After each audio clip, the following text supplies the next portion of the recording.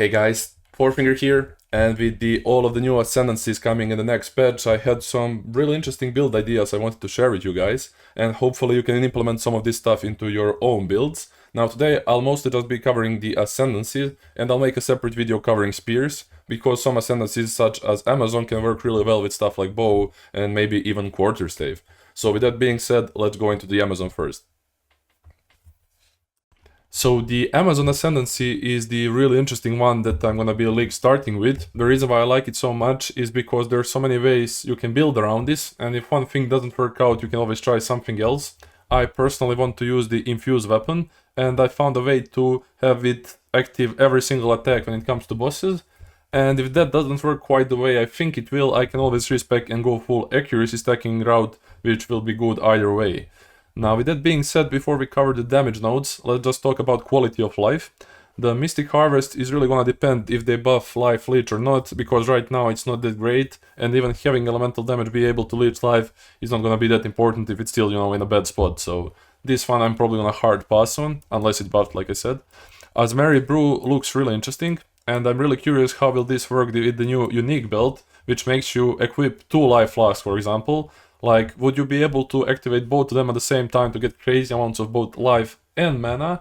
I don't think that's going to be the case, but if it is, that would be just busted in that sense. You would be looking at some crazy mana and life recovery.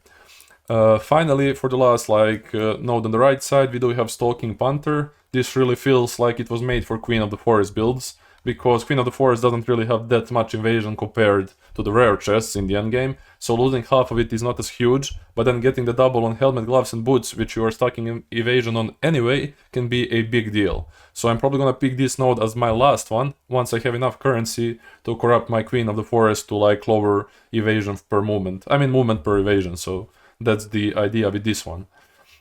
We finally do have the infused weapon, the thing I wanna build around. And we have seen in the video that he consumed a frenzy charge to get 2 lightning infusions, obviously, and then every time you attack he would use 1 at a time, which is something I thought as well. The big question is what happens if you have all 3 infusions up at the same time, and I think the way that it would make most sense in terms of balance is that it just converts 33% to each element type and still does the same damage. Because if that's not the case and it triples the damage, 1 for each, that would be really crazy, because you could do stuff with Hate Forge and stuff like that to make it ridiculous, so I don't think that's going to be the case. Another possible solution would be to make it so that cold goes over fire, fire goes over lightning in terms of priority, but that would be insane as well, because you could make it so that you always have infusion with really low investment and Hate Forge, which would pretty much guarantee this on every single hit no matter what. So I don't think either of those 2 later options will work. I think it's the first one, where you consume 1 of each and then get 33% converted to each element type. Now the obvious problem with this is for bossing is how would you deal with resistances if that is the case. Now for right now we do know that maces and scepters can be used together, and since both spear and one-handed maces are martial weapons, pretty much the same thing, I think this will work together, but if not, just keep this in mind and test it out. Maybe it won't, but if it does, it could be really interesting and cool. And you can even maybe try to use that new unique chest if you don't want to run the Queen of the Forest build, which gives you all 3 heralds, and that can solve your issue as well. Just think about that one. Now, why is this so good? Not only do we get 120 spirit, we get 50 or even more of damage as extra fire, and since we're already reducing all of the resistances, this becomes really good. Then you have a beast that you would tame with the ability, which you can regen some of the life to that beast to make it, alive for longer, maybe sustain it a bit better and give it some damage. I don't think that part is really that important in damage sense, because it is a minion and we don't scale minion damage in that regard, I think. And then finally, the last enemies in your presence resists elemental damage based on their lower resistances. So if you use something like flammability, let me just show you what I mean. You get flammability, and then you get stuff like Burning Inscription, which is going to burn the boss, and then you do Exposure, which is fire exposure, Strip Away to make the exposure stronger, and then Hex for the, wait 1 second, Curse. Heightened Curse. You are pretty much gonna get so much reduced resistance on fire, and because of this item, it's also gonna work on cold and lightning as well. Effectively getting all of them to 10 or something with just this setup, which is really strong. Now, with that being said, I might build around Rage Forge, as I said before, The good thing about those gloves is that you can get -10 roll, effectively making it so that you can only have 20 max rage, and you can only gain rage every 0.5 seconds.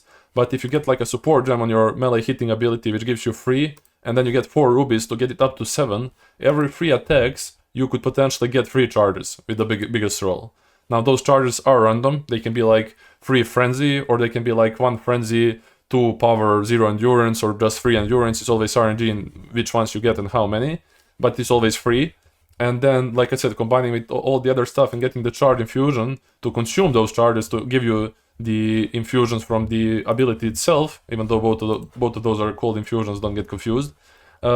You can want to try to get it on level 14 and then corrupt it down. You want to corrupt it down to level 13 to reduce a little bit of time. You put fast forward support gem to make it even faster, and then it's going to keep consuming the charges that you're generating from the hate force, and then generating the 1 infusion charges for you to use with the infused weapons.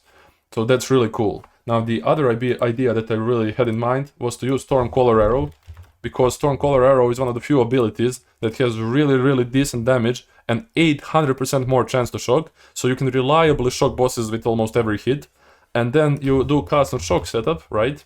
If you do cast on shock, sorry, my bad, let me just put it here. Cast on shock, we get a sniper mark, we get ingenuity, and we would get profusion, right? So how does this work? Sniper mark only has 0.5 cast time, so with like level 10 and onwards, when it comes to cast and shock, you would have enough energy, or even lower, even with lower levels, because bosses have 20 power and you gain 2 energy per power. So if you didn't have any increased energy from levels, you would get 40, but if you have like, I don't know, something over 20 or 30%, you definitely have enough to proc it with 1 shock. So every time you shock, you would proc sniper mark, but the issue is it has 2-second cooldown. So for that reason we do ingenuity, effectively bringing it down to 1.4, and we are adding profusion so it can generate additional charge 50% of the times. So every 1.4 seconds on average you're getting 1.5 charges. So because you won't always be hitting perfectly, when you kind of equalize it out, you can look at it like every 3 seconds 3 charges, meaning 1 charge per second, and 1 charge per second is effectively 2 infusions per second, because per every charge you get 2 infusions. But then on top of it, we are getting this node which says 50% chance for infusion to not be consumed, so effectively it's 3 infusions per second. So even if you're attacking 3 times per second, you can always have lightning infusion up for it, and then you don't need to worry about scepter and stuff, because it's always going to be lightning based. And Stormcaller Arrow is also lightning, so you literally just need lightning pen, so you don't even have to worry if the scepter works or not. So this can be really cool for bosses. But then you can also, if you want to add it to help out with the map clear and use the infused weapon for the map clearing as well, you can run something like Combat Frenzy and Electrocute on some other chain ability to make it work. So this is really cool in overall. Now that's pretty much it when it comes to infused weapon stuff. Now we do have a Predatory Instinct, and this reveals open weakness spots on the bosses and rares and uniques, right, after you get the node. So you can literally see like what nodes are vulnerable by being a little bit brighter and red. So the best usage of this ability is like to keep hitting it until you get around the end of the buff, and then you do some big hitting ability to get most use out of the damage. So this could even work with, for example, if you used maces on the huntress, huntress, this could be really cool to use it on certain thresholds and stuff like that. So I would probably pick this as my 4th one, so having 2 infused weapon ones, Predatory Instinct as my 3rd one, and the Stalking Panther as my last option once I have the currency for Queen of the Forest, as I said before. In case this does not do crazy amounts of damage and it's not as good as I think it might be, I can always just, like I said, go back to accuracy, and those 2 nodes are really decent, so I'll explain how they work. So you do have a critical strike, which gives you excess hit chance as a base crit chance. And there is a Reddit post which really explains this really well. They took the formula from Path of Building. They also, I think, talked to people on database and stuff, and this should be the formula. Now, they might make some changes, maybe not, but in general, you're looking at something around easy to reach 10% base crit, and maybe you can get up to like 12% with like crazy amounts of accuracy, because after 10%, you really start requiring more and more accuracy to get any kind of increase. With the infinite amount you could possibly reach 12.5, but in most like general like use cases you would be around from 10 to 12 depending on how much you invest into accuracy. So this one is really good. And then afterwards, we do have a penetrate node, which is effectively making it so that accuracy on your weapons gives you flat fizz on top of it. And I've been comparing this on like non-expert spears because we don't have them in the path of building yet. So with the expert spears, physical damage would be even better, but what's the point here? With the best prefix rolls for physical damage, you are looking at like average hit of 451, while here it's 3 prefixes and I also added a suffix for accuracy, so you get 810, so 1/4 of that will be converted to fizz damage on top, so you would be looking at like 202.5, so that's effectively 428 or something like in that area. So the fizz is already better on this base, even without the expert stuff where you have more like on the weapon itself. So you might be wondering, why is this good? Well, there's few reasons why this is really good. Reason number one is that it scales with other stuff like Falcon Dive, because you're going to be scaling accuracy anyway, getting some extra attack speed on top, and then you're also like, because you're scaling accuracy, you can pick stuff like Pinpoint Shot, which is going to convert your crit into some accuracy rating on top, although those two won't like shotgun from each other, they're just going to be done before the increases from each other, still giving really decent amount from both of those. So with that being said, besides having some synergies with other stuff, but being a bit worse than the normal fizz weapon, it's also gonna be probably a lot cheaper to find like mixture of the two. Because if you're only looking for best fizz hybrid, best fizz increase, and best fizz flat, that would be like, you know, mirror worth at the end of the league. Like if you have some crit on top of it, that would be really hard to obtain. While if you have some freedom to get accuracy instead of some of the other like stats, modifiers, that makes it a lot easier to get good weapons. And it's also really good early on. So in general, I think this is a really, really cool one. So yeah, guys, let me know if you have any questions about this. But like I said, I really like the infused weapon one.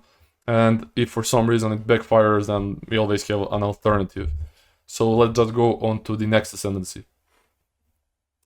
So next up, we have Smith of Kitava, and this is probably the most broken Ascendancy defense-wise. We don't have anything remotely close to this, and I also don't have choice when it comes to this Ascendancy. I don't care how good those three are, I'm 100% picking the Forge and Flame and Cold Stoker, and then this one is free, obviously, and you get Life, Strength, Molten Symbol for 25% converted to Fire from Fizz, and Dedication to Kitava. So what do you get by picking those 8 nodes? You just want to get this node on the skill tree, which you can either anoint or you can pad to it. And good thing about this, some people are worrying about, well, you don't have any damage from your Ascendancy.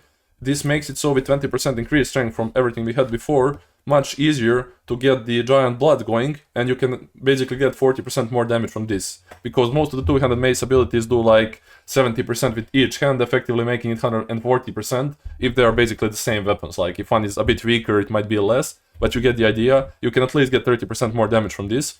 And like I said, getting the requirements is going to be a lot easier.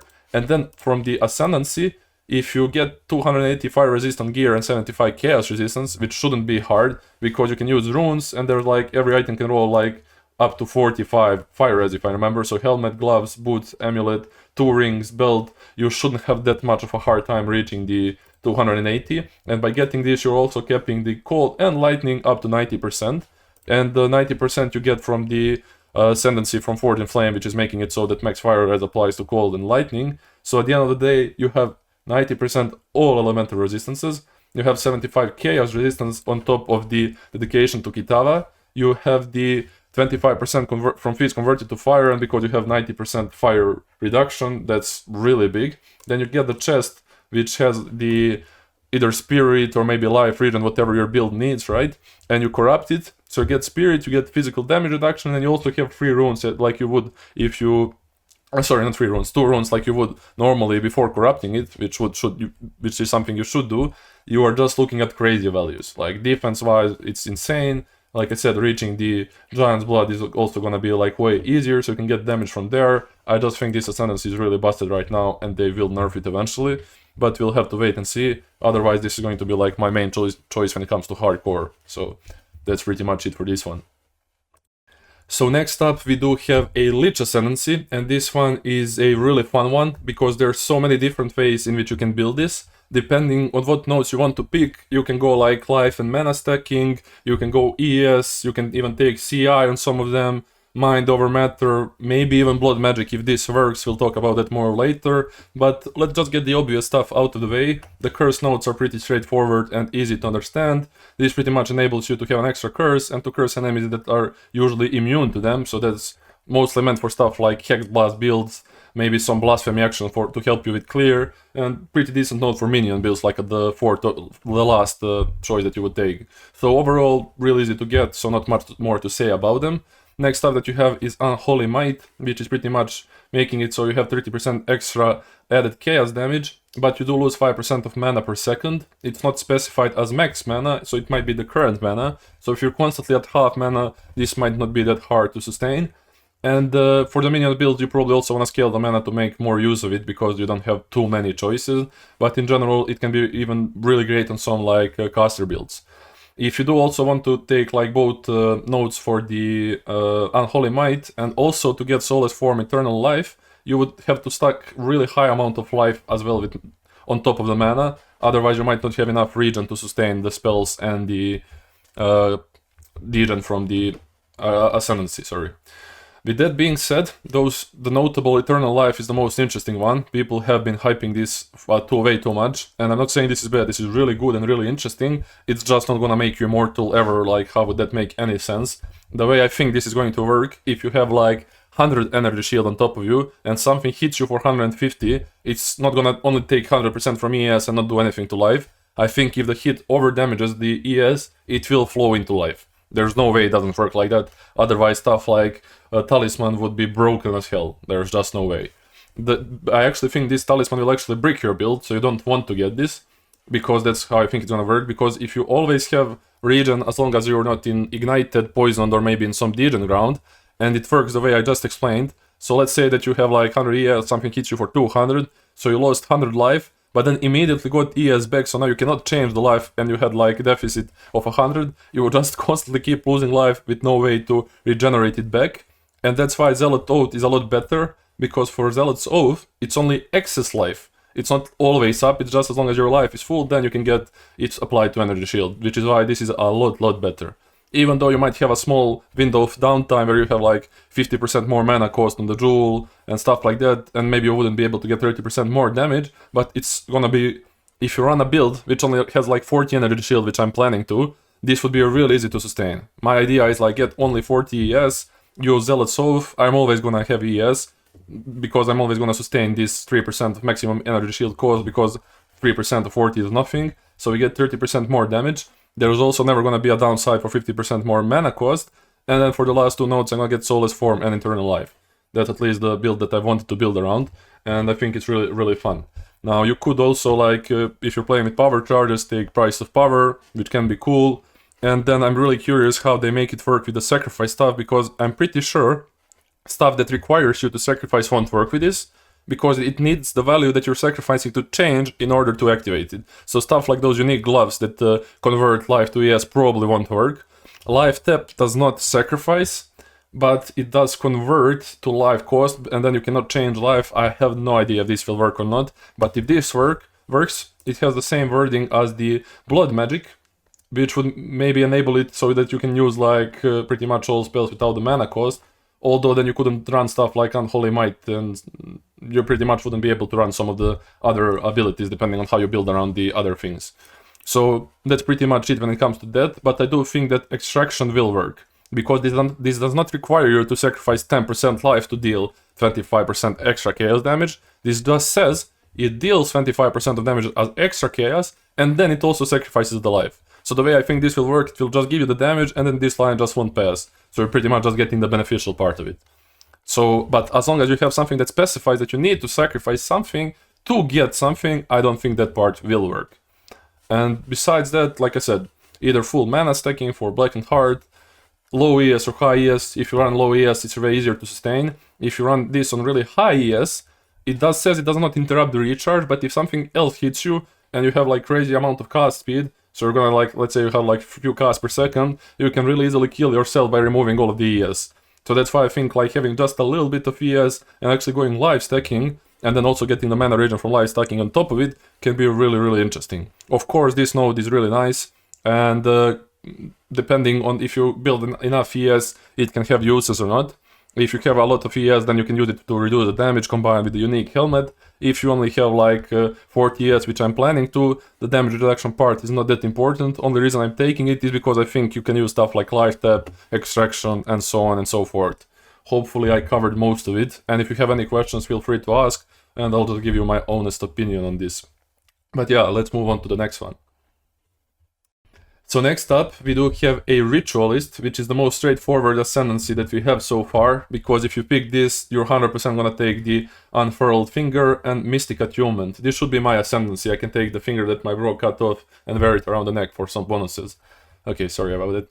Anyway, so when it comes to this Ascendancy, I would probably get minus 15% to all early res, because you can literally just get this on one of the rings, and you're pretty much done with the downsides. And then you get an extra ring slot, and finally, Mystic Attunements. This, as everybody says, is pretty much confirming that the Ingenuity will either be reworked, nerfed, or maybe it just won't work on the third ring slot. Some of those will happen 100%, but it's possible that it's gonna be like a nerf on Ingenuity and also not working on the third ring slot. That's what I would imagine, but we'll have to wait and see. Now, this thing is really interesting because you can get stuff like Fire Flower, and before we could reach level 6, now you can get level 7. Some people think it's 8, but no, it's actually going to be 7, because if you have 6 and time 125, you are reaching 7.5. And when it comes to how this works, let me just give you an example. Let's go new, let's go items and Fire Flower, right?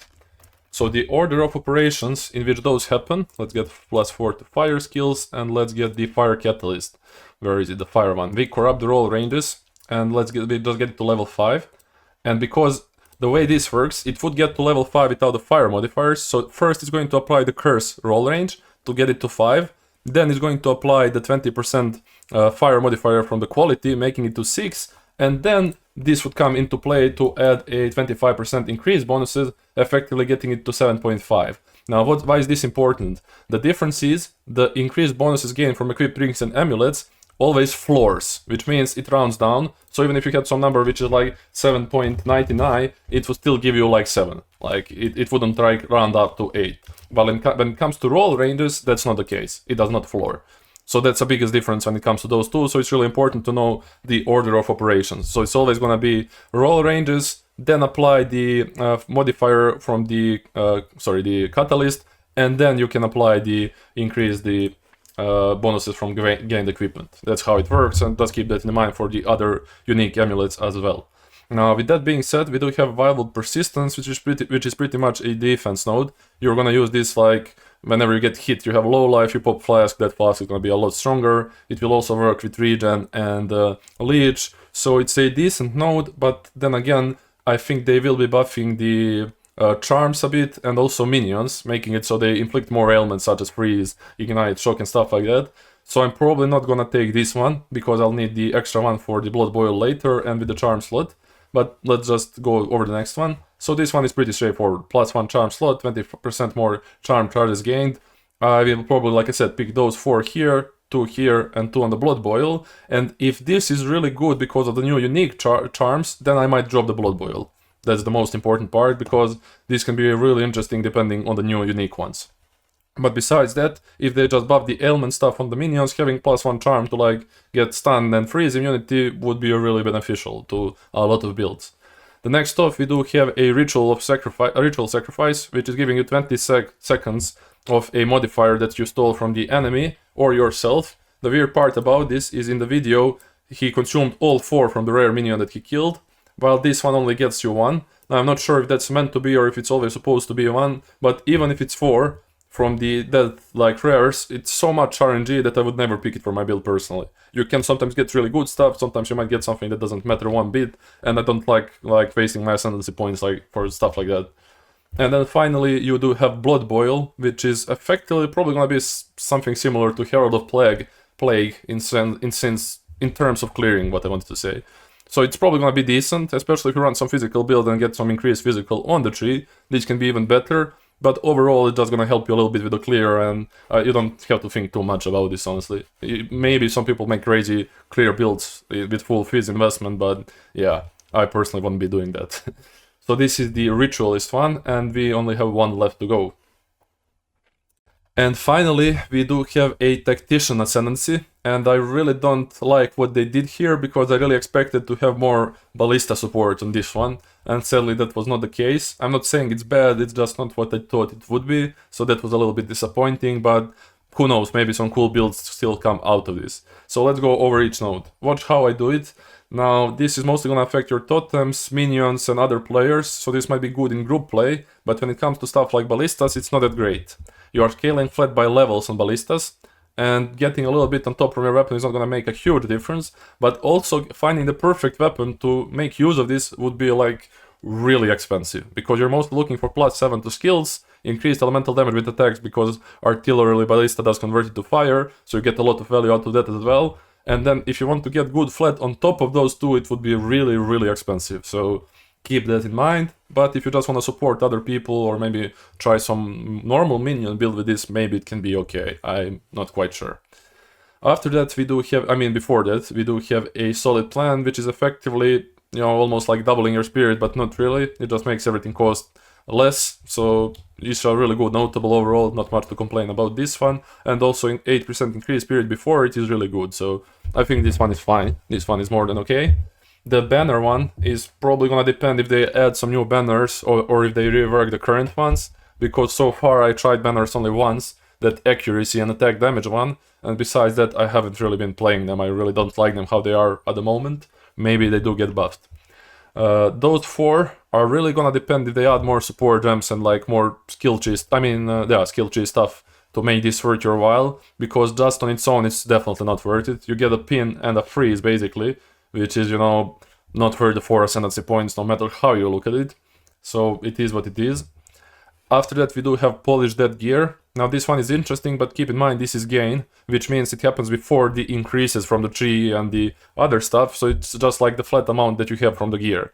You add all of those together and that's the amount that you get. It can still be really decent. You can get now something like, I don't know, like 2.5k of certain type, and then you don't have to worry about stun threshold. Maybe you go hybrid and then don't worry about either of those with some investment. It can be really decent. I think this one is nice, especially if they do buff the ailments and stuff like that, so good one. Stay light, use cover. This one is dependent on if they change the armor formula or not, and that would really decide if I pick it or not, because right now this is good, because armor against bigger hits is definitely an issue, and this would help a lot with that, making all the bigger hits like way easier to sustain, but then it's also gonna be a bit worse for mapping. And for the evade percent chance, it also depends if they change the evasion formula, but right now the way I'm getting this ascendancy is the minions that are further away are going to have less chance to hit you, ones that are closer are going to be kept at 50%, you just can't go over that, so it's a downside and an upside, same for this one. Downside for smaller hits, upside for the bigger hits, so cool one, definitely, will have some uses, so I'm not going to complain on this one too much. Here we have cannons ready. This one looks good, but I think it's really bad, because ballistas are already really bad to play when it comes to mapping. They have delays, you need totem placement speed, there's so much thing going on, and if you have to attack as well to get this bonus, it's just not worth your while, honestly. This would actually even have more use with the shockwave totem compared to the artillery ballista. It would make more sense, honestly, because it's a huge AoE and it hits everything around. So maybe some shockwave totem build might come out of this. But for the ballistas, there's no way I would use this, like, just no. Then afterwards we have the Unleash Hell. This one we really don't have the tooltip yet for me to make a judgment call if it's good or bad. I have seen it in the videos and how it looks. You can see that it scales with dexterity and strength, but it's also a minion. So I'm not sure what to think about this until we see the tooltip. And those are mostly all of the ascendancies that we have for now. There's a lot of, like I said, unique things and different stuff that you can build around. But in general, when we get more like information and tooltips and support gems, you can probably see some really interesting builds come out of this all, so that's really cool.